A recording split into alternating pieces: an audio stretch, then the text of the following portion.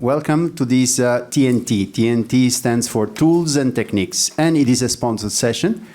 It means that we have to say thank you inside LifeTech for having made this possible and arrange all this. And look at the interest that you have in the room. I think it was worth the effort to organize this physiology session, because what we are going to do is to refining percutaneous coronary intervention and discussing a lot about physiology and intracoronary imaging with a panel of true experts in the field. So let me start by my spokesperson and co-chair and friend, Salvatore Burgaletta from Spain, next to me. Then on my left, Carlos Collet from Aalst in Belgium, Dr. Chun Chang. Tell, where are you from? Because I cannot pronounce your city. From Hangzhou, China. Voila, that's easy, China. Sorry for this. Jacek Legutko, this I can say, from Poland. And Felix Wojtek, tell where are you from? Just for, Dresden, Germany. Okay, that was also a difficult one to pronounce. Thank you very much. My name is Emanuele Barbato from Rome in Italy. I think we can go through the session objective. I don't think there is a clicker. I need to go there. So our objectives today are the following. To understand the role of physiology and intracoronary imaging in PCI decision-making, we would like to explore together with you the use of the pressure microcatheter in PCI procedural guidance and optimization, and to learn the benefits and application of a novel IVUS HD-IVUS, high-definition IVUS, that is now available. This is the content of the session. One live in the box, one recorded case from the Cardiovascular Center of the second affiliated hospital of Zhejiang University School of Medicine in China. We have two focused lectures, one on trend and future of coronary physiology, one on trend and future of intravascular imaging. The team, I already introduced you with the team, but I think it's important, Salvatore, to remember that this session is an interactive one, so we don't want them only to eat and drink, but also... Yes, exactly. So we would like, you ask as much as you want, so because we don't want, that you leave the room so without everything. So we have a microphone here in the middle of the room, but you may use also the app, so to make any questions that I have here in front of me, so all the questions that you may ask, we will pick it up. I thought I could have been there. I cannot because I have to push on the click. Welcome you to Cardiovascular Center in Hangzhou, China. My name is Jacek Legutko. I'm from Kraków, Poland, and I have the privilege and real pleasure to be here and to do cases with Professor Jin Jiang, really experienced operator. And please introduce your team. So I'm Dr. Jun Jiang from Second Affiliate Hospital, Zhejiang University School of Medicine. Today we have Dr. Xu Cao from Hunan. He's also one of a fellow received training in our center. So today we have a very interesting case. Briefly, this gentleman, he had an acute inferior myocardial infarction 1 month ago and successfully treated with primary PCI in a local county hospital. So today we can see the RC stent is patent, and also the electrocardiogram itself only a small Q wave in lead 3. So it's actually the vessel is opened very early, so the myocardium, most of the myocardium are preserved.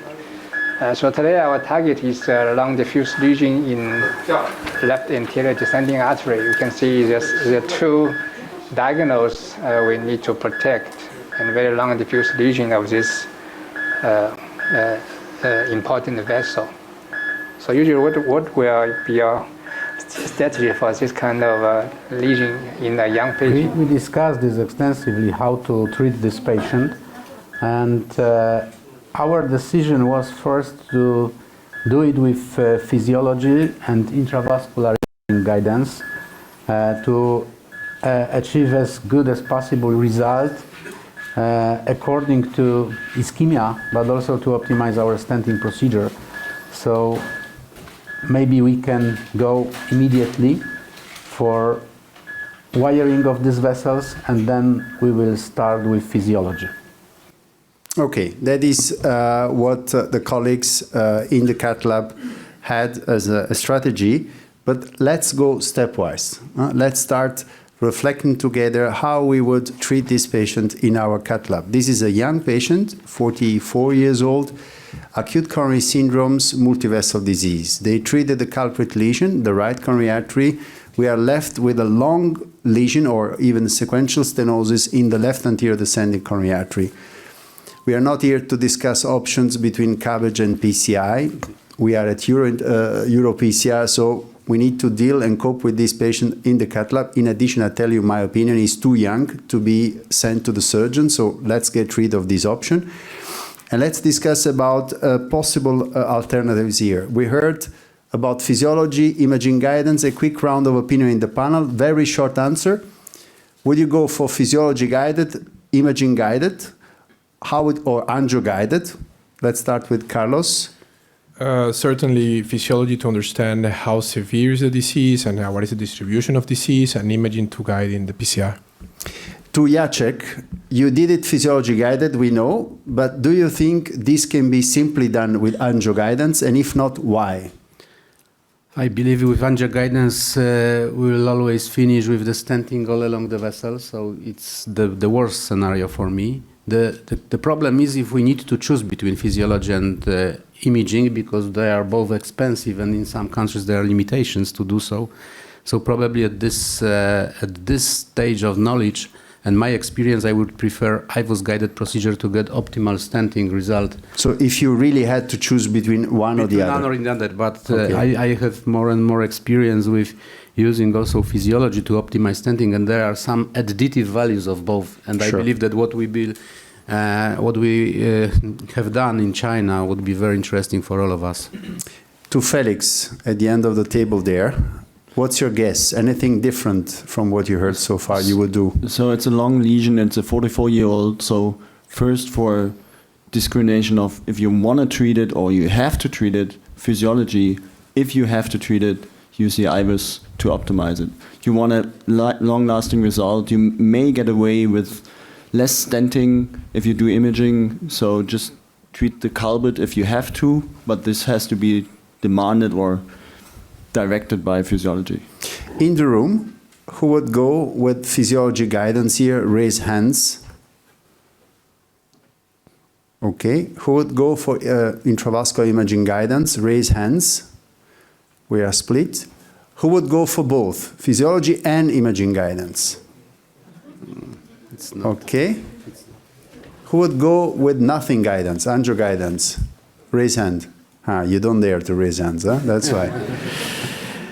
Okay, let's start from physiology guidance. When we say physiology, we used to do only FFR a few years back, but now there is a world out there of physiology. Which kind of physiology? Let me hear again, Carlos. Resting, hyperemic, with pressure wire, with microcatheter, with angio. How would you do physiology here? So I think all the options are open here. I think it's nothing wrong to do only resting or only hyperemic. I think both will be more or less the same results. Now, the provocative comment that I'm going to make to you, Emanuele, is you have the microcatheter that basically makes doing pullbacks extremely easy. So I would say, why not doing both sometimes if you have some doubts in the interpretation of the information? If we need physiology only to decide on revascularization, and especially for patients scheduled for surgery, for me there is no difference between those tools. But in patients, especially with such complex disease, I believe that what we have now with microcatheter is very convenient because you can use it very easily with the regular wires during all the stages of the procedure, not necessarily, and you don't need to exchange the wires multiple times. So I believe that it changed our landscape. Dr. Chang? So personally, I will prefer hyperemic, either with wire or with a microcatheter-based device. And finally, Felix. Yeah, I mean, I would probably do both, like hyperemic and non-hyperemic, and see. I mean, we want to be very sure that we have to treat this LAD because we're going to place a stent in a young patient, and it might fail over time. So I would probably do both, and if I have this together, I can decide if I really have to treat that. And then, of course, I can go in with my normal workhorse wire, and we know how we love to use our one workhorse wire. We are never changing or not much. And with a catheter, that's possible. Why don't we address the first unmet need here, Carlos, about latest trend in coronary physiology? Why don't you give us an overview of what are the available options?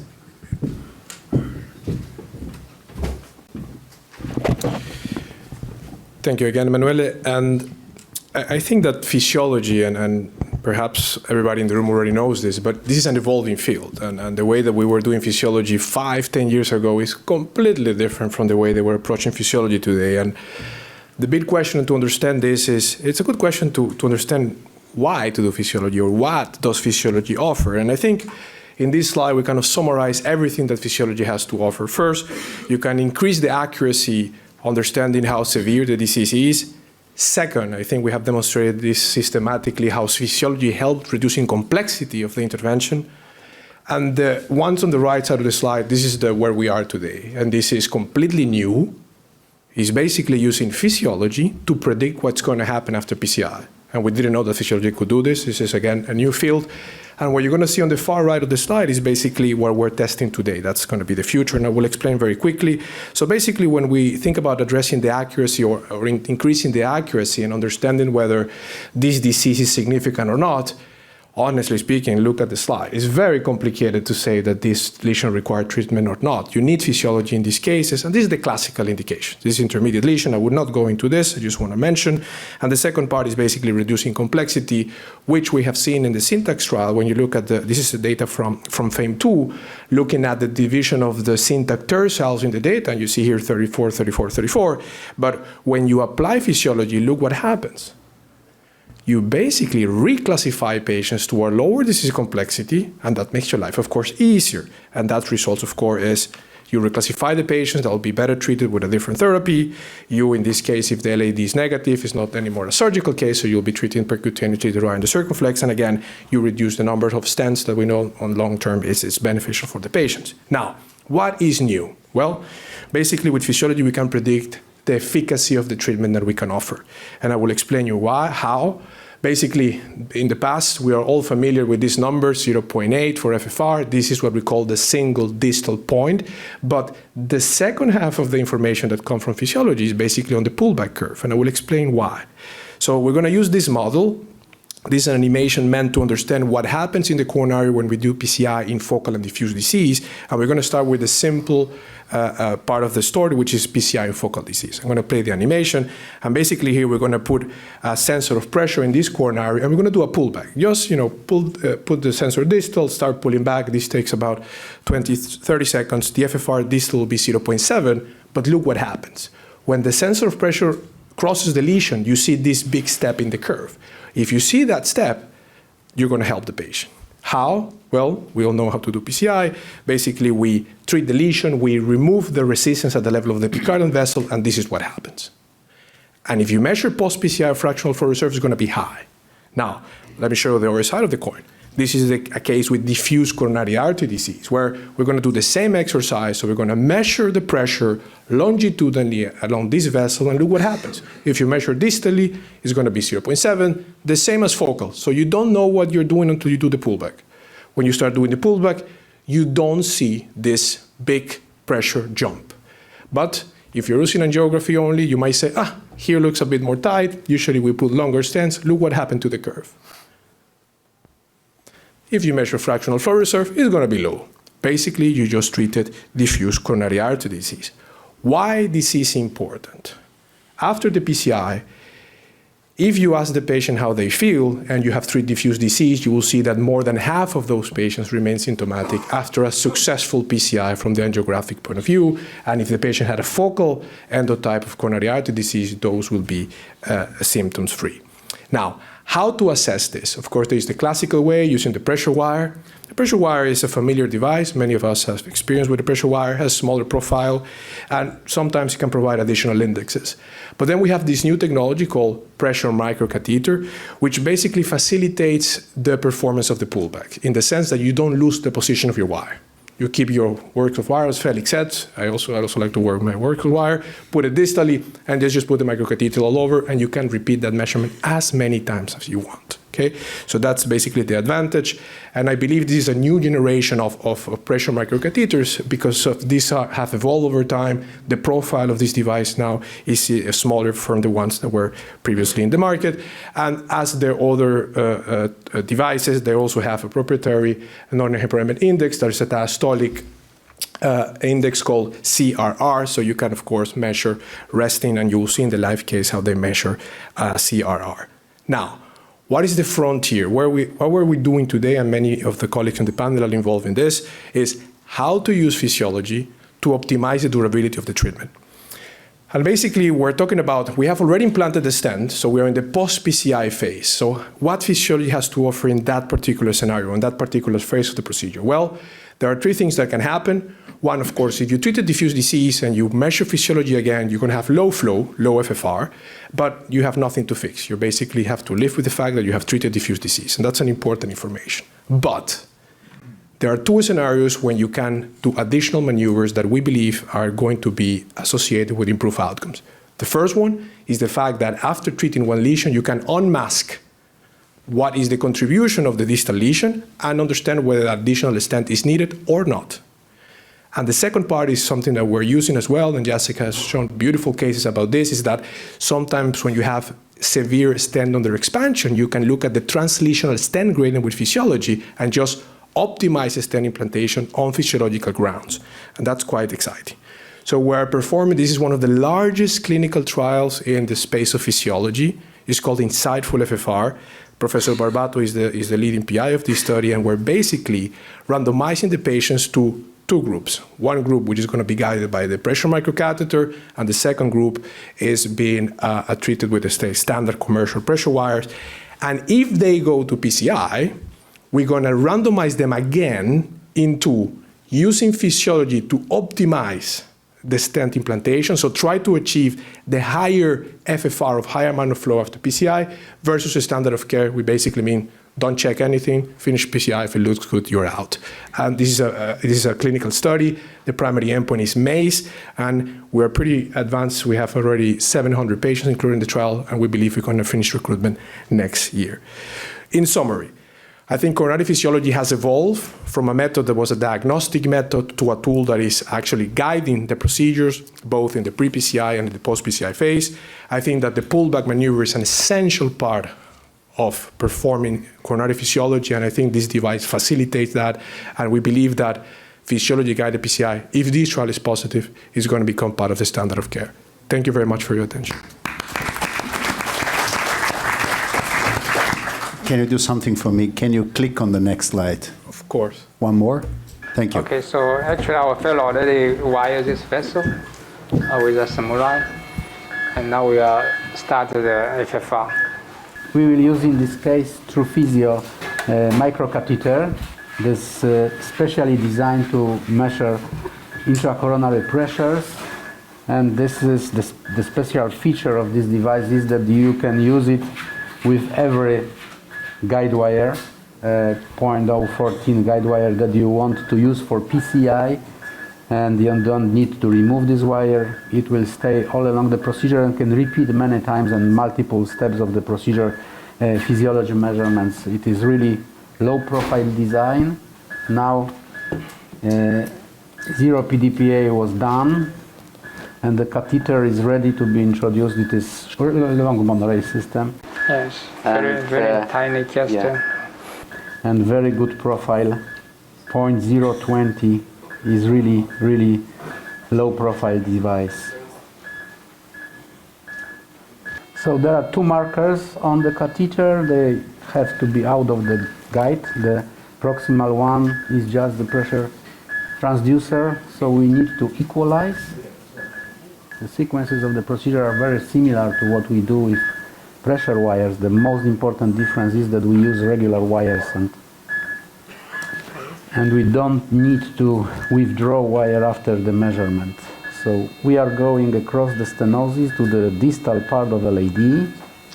I think so just enough. We can maybe start first with CRR, and you can easily see that we have significant gradient there. The value is 0.68, so There is definitely ischemia, which is maybe not so strange, but what we are interested in is to do the pullback, and we can do it now even with non-hyperemic gradient, because definitely we need to intervene. So we are slowly, Professor Jan is slowly pulling back this microcatheter across the stenosis. The value is still similar. So there is the most significant step ups are in the proximal part, of this vessel. So it's interesting. You see, they do have very diffuse disease. However, with this first measurement, the most important pressure gradient is across the lesion, which is in a proximal LAD from first diagonal just to the proximal LAD. Maybe we do FFR. Yeah, we do FFR now, and we can then repeat a pullback with during the infusion of adenosine. Has the infusion already started? Yes. 药已经开始给了啊，可能会有点闷啊，现在开始用药了啊。Is it 140? Oh, 140 micro? Yes. Okay. Now it's decreasing.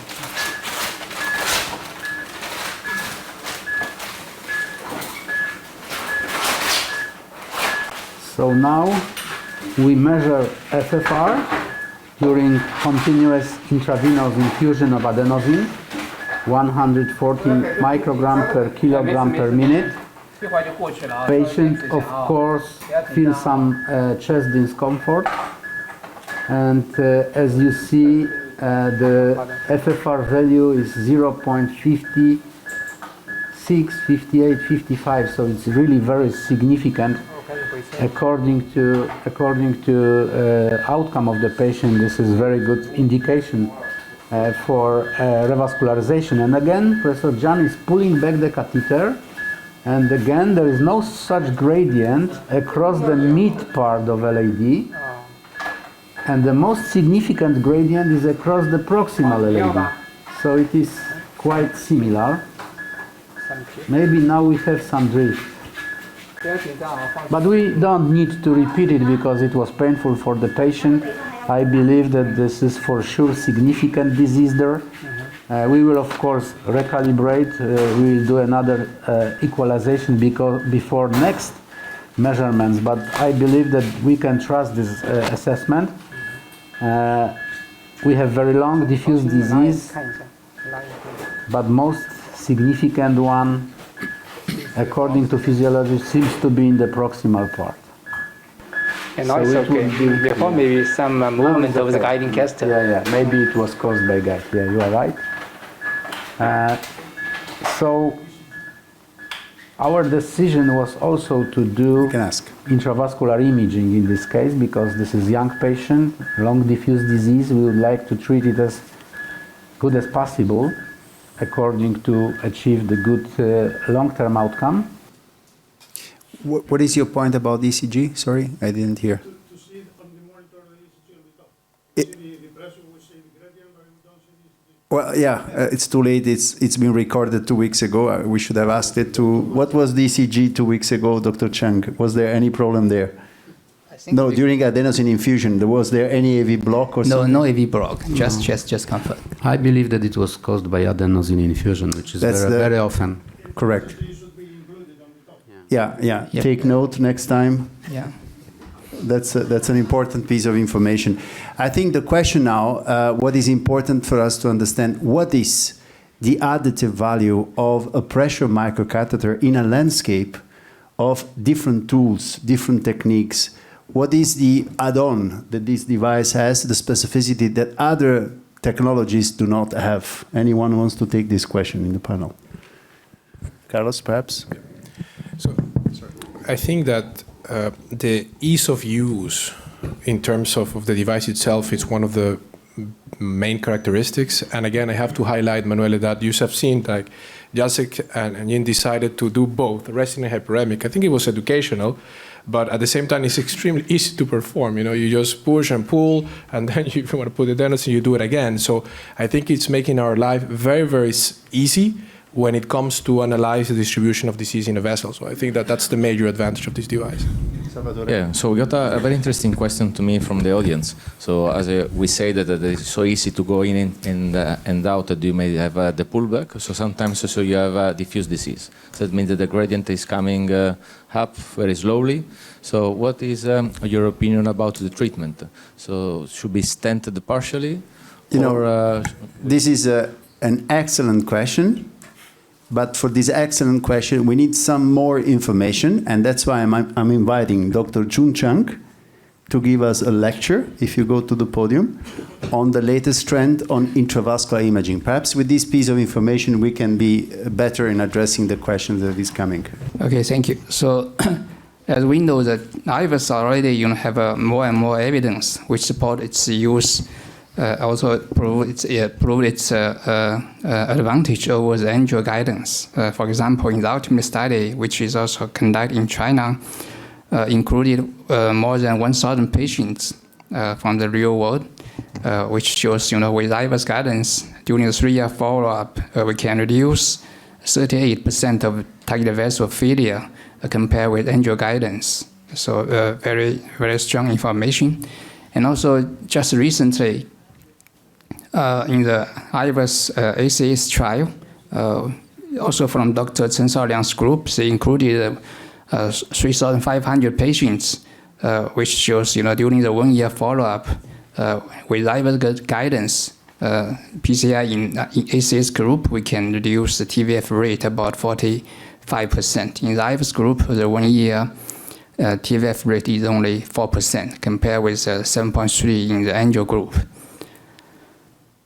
So with IVUS, which give us more information about the vessel anatomy, according to this study, we can see around 74 patients, will change our practice. For example, we tend to use a larger stent or balloon. We will go higher infiltration pressure in order to get a larger stent area, and maybe we have to use a longer stent to cover more severe plaque burden lesions. And also we can find there's an encryptic expansion, which we also need to cover this with high pressure inflation, or maybe we can use shockwave to deal with stent and expansion. And also we can find incomplete stent apposition, and also maybe due to the dissection at the stent edge, we have to implant additional stent. But why is in the real world the IVUS penetration rate is still quite low? I think one reason is the reimbursement. Another is is the system easy to use or not. So many centers, they don't use IVUS very frequently. Either the physicians, they are not familiar with the system, or maybe there's lack of technicians which can help the physician to analyze the image. So for the current IVUS systems, just like from today and yesterday's live demo case in the main arena, we can see the old system, IVUS systems, they are low resolution images, which will limit the information provided by the IVUS examination. The lesions are not so clear, and there will be some artifact interference. Also, patients sometimes, if the lesion is very tight, like this patient, the slow pullback will induce ischemia. Patient may have symptoms, or sometimes, may even develop hemodynamic instability. This will lead to poor patient intolerance. And also the workflow and the learning. The current systems, they have short pullback distance, long learning curves, and also especially the difficulties with data interaction. So this will also, impair the use of IVUS in our daily practice. So with this new HD-IVUS with a 6 megahertz high resolution images, we can very clearly see the plaque rupture here, And we can also very clearly see the side branch. The image is really, really very clear compared with older versions, such as 20 megahertz. We can get more information about the plaque and also about the vessel anatomy. With this new system, we have 4 pullback speed options. Like if you want to do clinical studies, maybe you have to pull back at a very low speed, like 0.5 milliliter per second. So FPS will be 30, and also we have very fastest pullback. It's 10 milliliter per second. But in order to keep the informations, we won't lose any important information. FPS will be increased to 100. So this gives us more options depending on the patient situation. With the fastest speed pullback, we can shorten the time of pullback, and also we can improve our operation efficiency. We can see even with the 10 milliliter fastest pullback, we still have less artifact interference. We have more stable display even with this 10 millimeter per second pullback. The image is also comparable with this low pullback. So this is very important. We don't want to sacrifice the lesion informations with high-speed pullback. And this new system, we also have a very long pullback distance, 150 milliliter. Almost we can finish one pullback, even from the distal RCA to the proximal one. Just one pullback is enough. We will have whole artery images just in one pullback. And I think the most importantly, if we want to increase the usage of IVUS, it's just the image analysis platform is very important. With so-called in smart vision, we have intelligent full sequence lesion analysis with AI technique. We have auxiliary markers which can automatically tell you where is the MOA, and also the room area of the vessels, and also can highlight in the plaque burden area in longitudinal view, very easy to use. And we have auto segmentation, which will automatically identify and calculate the room area and also plaque burden. So this is very, very important for centers if they are not, if they don't have like very experienced technicians to analyze IVUS image. This platform will give us more convenience in analyze image and also guide our interventions.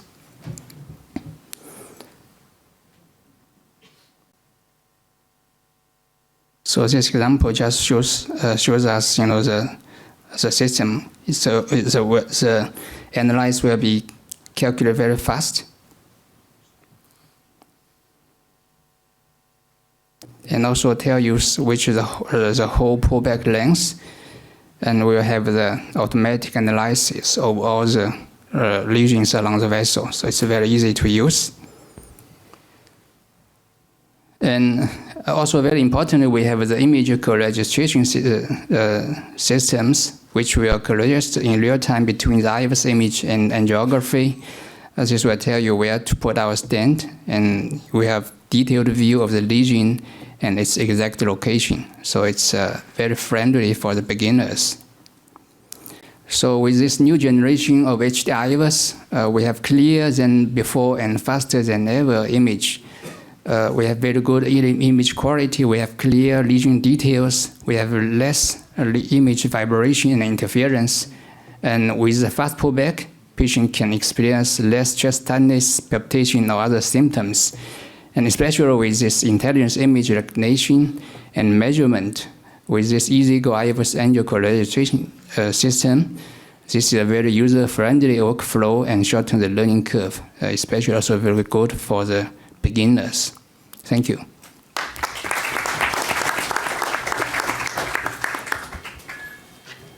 Yes, you are in. So for today, we will use a high definition 60 megahertz True Vision catheter from Inside LifeTech company.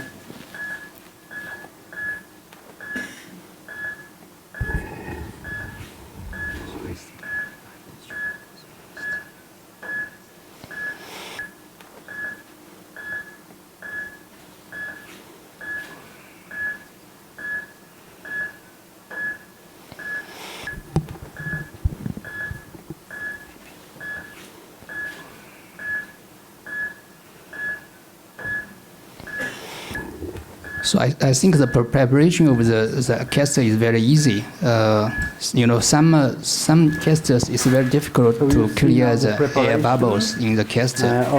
But with this one, it's very easy. Just one flush will clear all the air. The special feature of this device is the long pullback, 15 centimeter pullback. So you can, with one pullback, you can assess all along the vessel, and there are 4 speeds of the pullback available: 0.5, 1, 5, and 10 millimeter per second.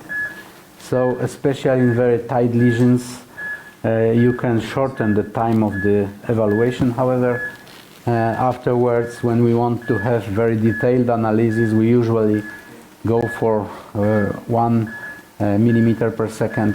So our first round we will use 10, right? For this. As a first, yeah, usually 10, because it is tight stenosis, and we can expect some ischemia during the evaluation. So, yeah. Yeah.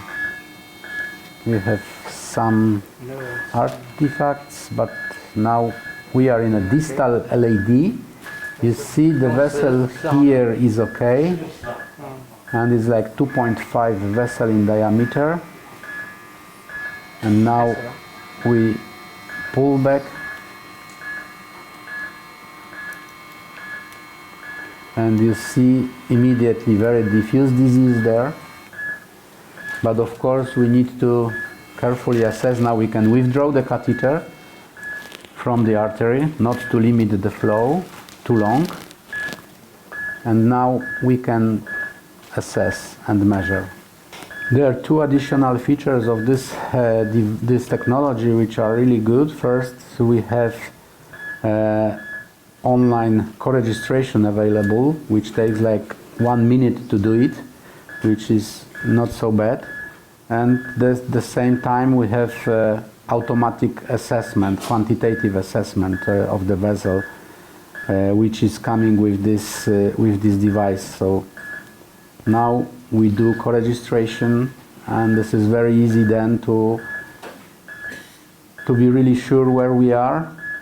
You see the blue marker on angiography, which tells us where we exactly are with our probe, and you see the very diffuse disease all along the vessel, up to the proximal part. And of course, we have tapered vessel because there are many branches, including 2 quite large diagonal branches. Distally, this vessel is like 2.5, and in the proximal part is close to 4, which is maybe 3.5 at least in the proximal reference segment. So first of all, probably it would be very difficult to treat it with only 1 very long stent. We need 2 stents, which is also better because we have 2 bifurcations. So first we can treat with long 2.5 stent across second diagonal, do the pot, and then use another overlapping stent in the proximal part. What do you think? Yes. 测量一下第一个支架到那个远端那个对角是几毫米？来个2.5 20的预扩。So the distal landing zone to this one is length is 35. Now we see some measurements, and we also measure the length, which is possible with this system using automated pullback. So definitely distally to the diagonal branch there is quite long segment. It's close to 4 centimeters, but all along the vessel it is much more, of course. So before we see the conclusion of the case, there is one important question that we need to address from our colleagues. Diffuse disease, focal disease, sequential stenosis, and difference between physiologic assessment and intravascular imaging. That is why I was waiting to show imaging before addressing this question, because IVUS shows to you where disease starts, where disease ends, more or less, from normal to normal. Physiology tells you something similar, but it is different. It's a different concept. There might be a crosstalk between disease and lesions. Who wants to take this one? I'll take this one, and I think the question of the colleague and the case in particular is quite useful to explain this concept. Is when we think about focal and diffuse disease, sometimes the anatomy in terms of plaque is different from the physiology. What matters for the restoration of the flow is the physiology. So basically, if you have a step up, you can fix it, period. Now, that doesn't tell you where you have to land. That's a different story. So this is the typical case of functional focal disease and anatomical diffuse disease. So there is anatomical disease that does not produce pressure losses. It's just the plaque. Now, this is a debate that we can discuss, I think, for many hours. What is the best strategy? Of course, you have to cover the big pressure loss. That's obvious. The next question is, where do we land? And if you look at the landing zones that Jacek and Jin have produced, it looks like the only healthy landing zone that I can see from here is very, very distal. So now the whole discussion about short stent, DCB, only DCB, or full meta-jacket LAD, that's a discussion I think you had in the cath lab when you saw this information. Jacek, I don't know what was in your mind when you saw the IVUS and the physiology together.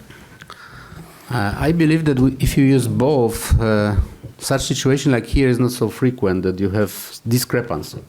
So big discrepancy because we have seen no gradient across the distal and mid part of LAD, and both with non-hyperemic and hyperemic index. So we didn't expect so much of plaque burden there. And of course this is then difficult how to treat it, knowing or keeping in mind that your stent should be positioned in a relatively healthy part of the vessel. Because otherwise you increase the risk of dissection, and even if it doesn't happen, then the risk of late failure due to restenosis is of course significantly higher. So to get the optimal result of this procedure by the intravascular imaging assessment, we need to go much more longer stenting than according to physiology. Hold on, because we discussed about what should be the ultimate endpoint of a PCI, whether physiological or imaging one. Let's move on. So what would be your strategy now after pre-dilatation? We are implant stent distal to the Y protect diagonal, and also use geoprone technique to protect this branch when we deliver the proximal stent.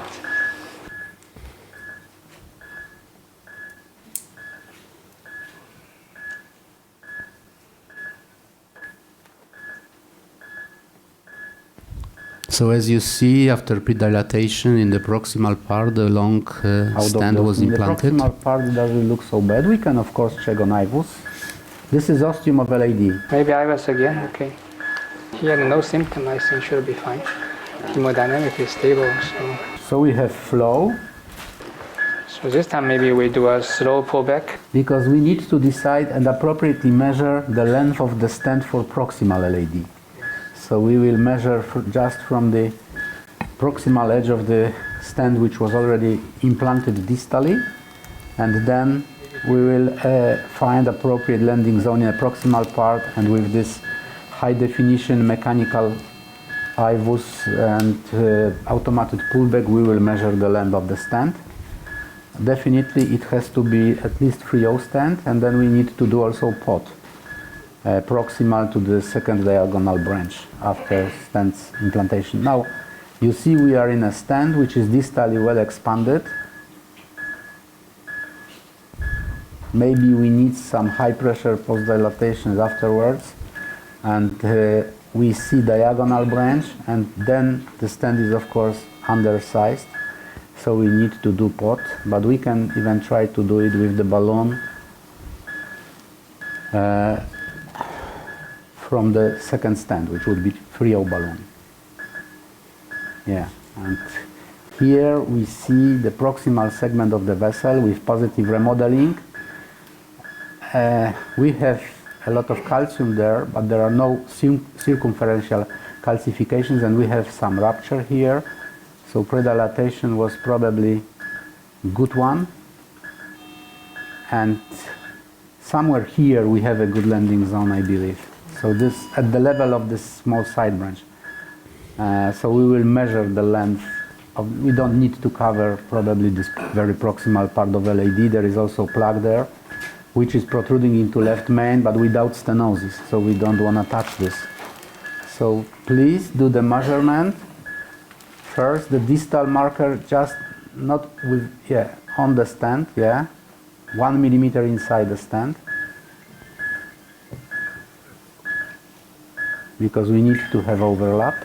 28差不多是吧？3.0 28/30，近端是在间隔一远已经啊，看有一个很小的间隔。一远。So, Emanuele, I'm talking with Jacek. I've been impressed by three things. First, the co-registration with IVUS, that is extremely useful, not only to understand the plaque location, but the position of the stent. And I don't think I have never seen this with IVUS in this way.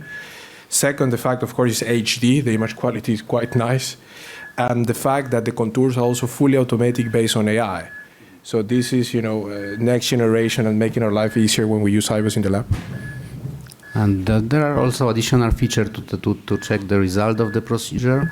You can ask the system to show you all the segments of the vessel within the stent, which are with less than 5.5 millimeters square. So it's really What about distal straightforward landing zone? procedure A little bit plaque.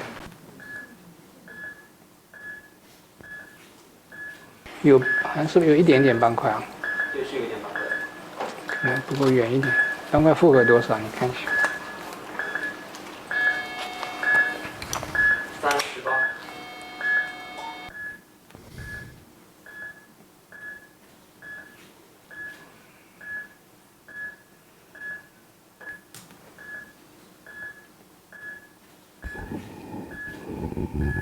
So after this high pressure post dilatations,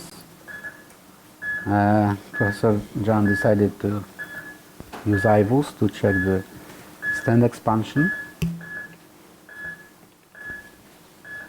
So you see how it easily crossed all the lesions and stents implanted in the proximal and mid part of LAD, and now we are distally just at the distal edge of the stent, so we can push it a little bit maybe forward. Okay.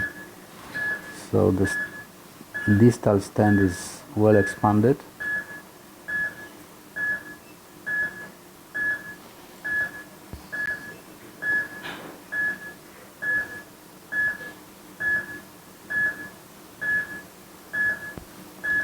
So I think it can be nicely appreciated that you can do a quick run through and check if the stent expansion is wide, and you can easily and safely dilate, post-dilate with the high pressures without any fear and get a great result. Asymptomatic, diagonal was probably okay, and we have this tapering.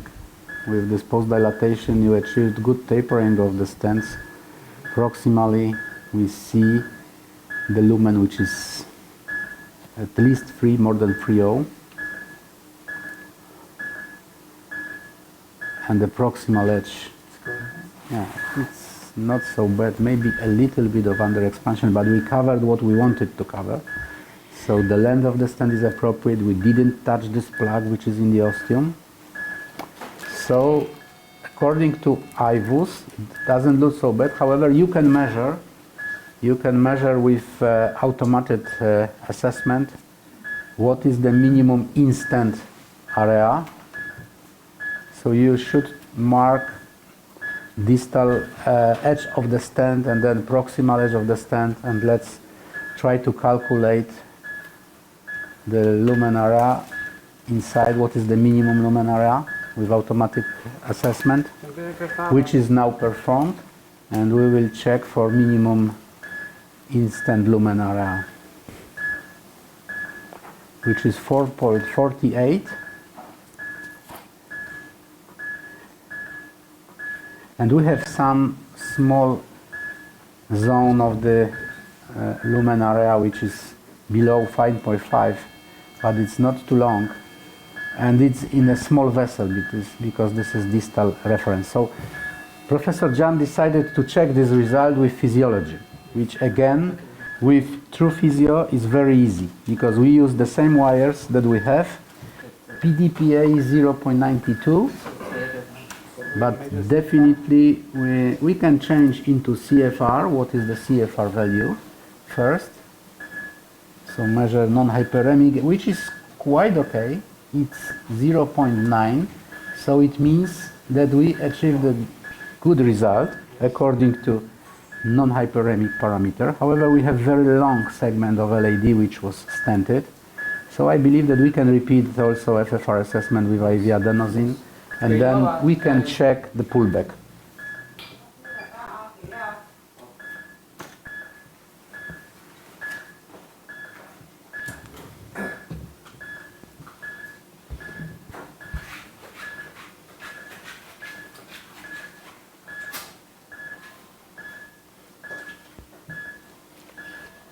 So have we started adenosine?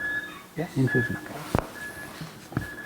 So we have started infusion, and we calculate FFR value, which is 0.91, but it is not maximum hyperemia. This patient is symptomatic to adenosine, so he will tell us. Yeah, he will tell us, and we will know where we have the full hyperemia. I think it's quite good. Almost stable. 85, which is again, we would love to achieve more than 0.86. Yeah. But 0.85 is not so bad. So now Professor Jan is doing pullback. Okay. And it looks like that we have not significant gradient across the stented segment. We have just some residual gradient across the ostial LAD, but it is quite diffuse. And of course, it is also important that we want to treat this. We need to go for left main stenting. In case of good luminaria, not the very big plaque burden, and only small gradient there, and very good result according to physiology and intravascular imaging. I don't know what is your opinion, but maybe we can just finish this procedure. What do you think? Yes, I will finish. Okay, Professor John, we can assess this as a very good result by angiography, but what is even more important, in the beginning there were some discrepancies between physiology assessment with the pullback, because there was almost no gradient. Okay, we are left with few minutes that we should use to address several points of discussion. I would give immediately the word to Salvatore. Yes, so first we have an advice actually to Inside LifeTech. One colleague is suggesting to add the co-registration to the microcatheter, so that actually allows you where is located the drop. And the second question coming from our colleague Omar. So Omar is worried about the crossing profile of the catheter, saying that, of course, in small vessel with diffuse disease, so this profile may add some more stenosis, let's say, on the top of the stenosis, which is already there. So it is something that we should be worried about. So pressure microcatheter in small vessels, is it an issue? Any comment on this? So I think it's a low profile. I think should be okay, even for the distal vessels. Like what's shown in this vessel, distal AD, we still got quite accurate measurement. Any additional point from you, Salvatore? No, actually. So one other colleague is asking about resting index and FFR. Yeah. So which one, I mean, is the best one to use if both are comparable? Well, use the one you are most familiar with, I would say.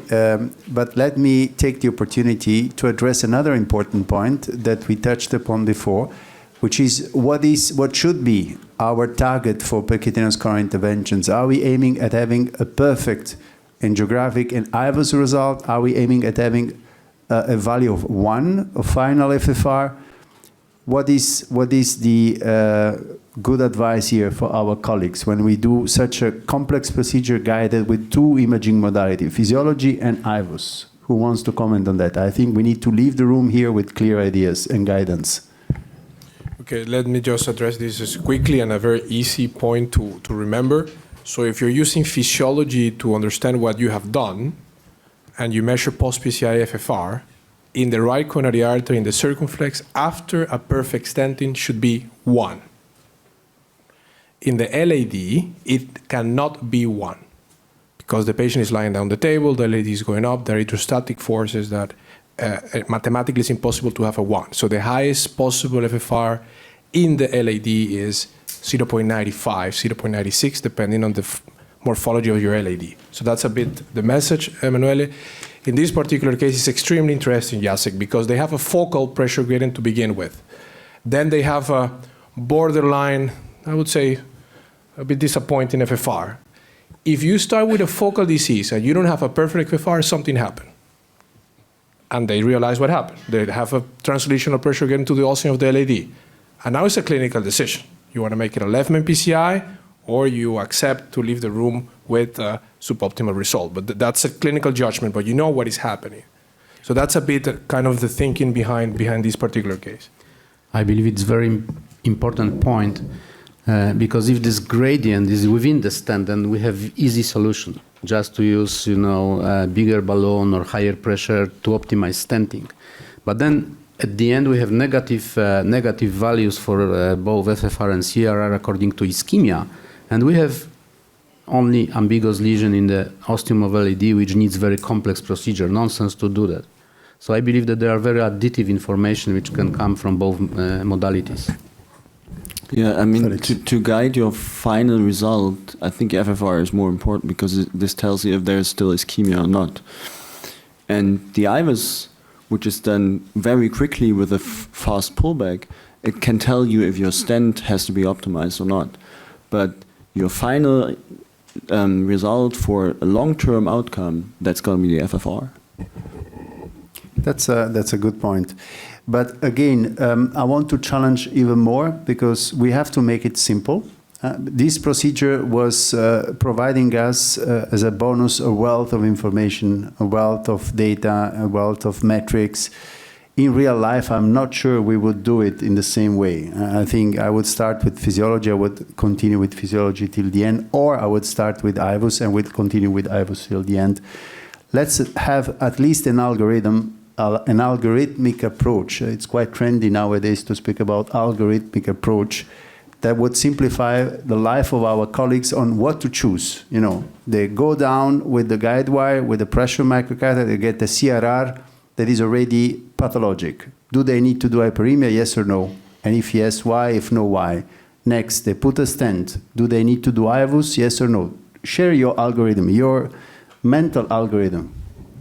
So in decision making, I think FFR is very helpful in this case. You need to do FFR, and especially in a young patient where you basically don't want to treat too much and you don't want to place too many stents. You want to make everything sure that you have to treat that. So I would do both hyperemic and non-hyperemic. Once you decide to treat this, you have a long LAD lesion which might contain the ostium of the LAD. I would think of using imaging on top. If it wouldn't be the ostia LAD or proximal LAD, what we see in the pullback, you might get away only with FFR. But if it's getting complex, we know that imaging is going to help you.